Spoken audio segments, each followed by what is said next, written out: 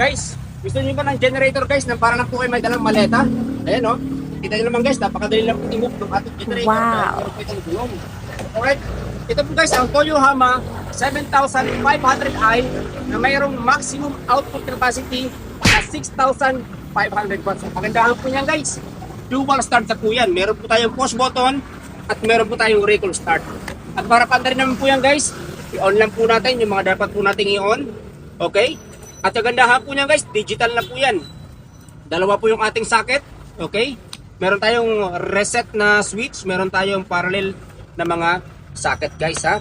Okay? Ang kagandahan po niyan, meron po yung in-output indicator, overload indicator, at saka oil alarm indicator. Para panda rin guys, tingnan nyo po gano'n po kadali.